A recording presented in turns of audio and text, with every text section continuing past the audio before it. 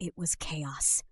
Black Monday #4 had struck like a cannonball to the heart of Wall Street, obliterating what little faith remained in the market. The panicked stockbrokers had shattered every window along Broad Street.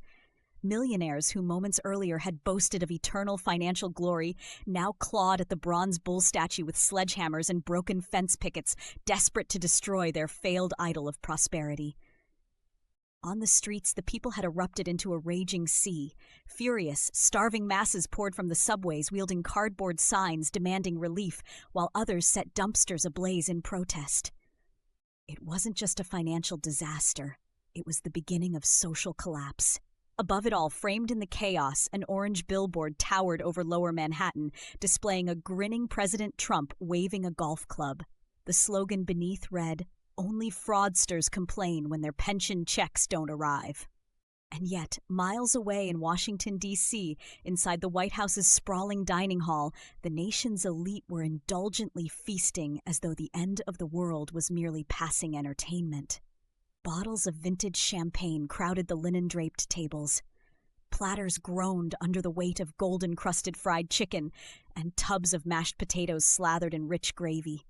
Mountains of cheeseburgers, each stacked with extra pickles at the president's request, crowned the feast like monuments of greed.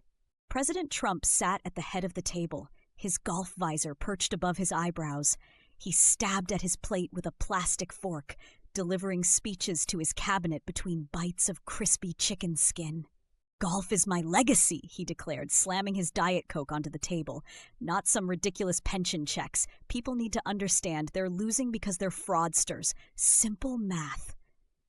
Ivanka sat at his right, her perfectly manicured nails tracing the rim of a wine glass. She was more quiet than usual. The raucous laughter of the senators and tycoons around her formed a wall of detachment. Her sharp hazel eyes moved between the banquet and her phone screen, which displayed footage of riots from across the country. Clashes between riot squads and civilians erupted in bursts of tear gas and screams. As the camera panned toward New York, she stopped cold, staring at the towering silhouette emerging from the Hudson River. She whispered under her breath, "It's real."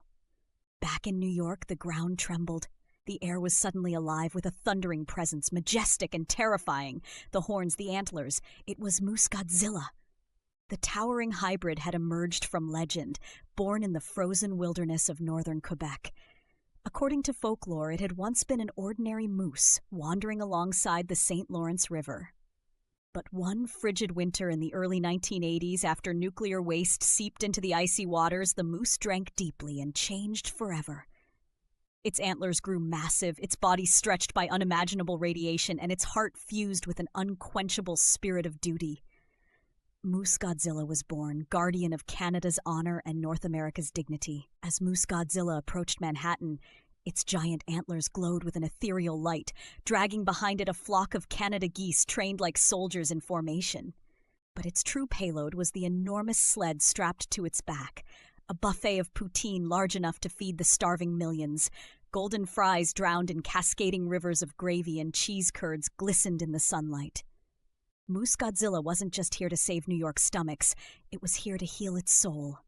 Though people screamed when the shadow of Moose Godzilla first stretched over the financial district, their panic turned to astonished silence.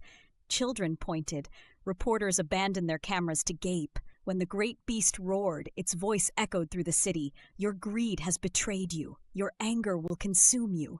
Let us feast for survival and rebuild tomorrow with hope." Back at the White House, Ivanka rose abruptly from the table, her glass spilling as she did. It silenced the laughter. She stared directly at her father.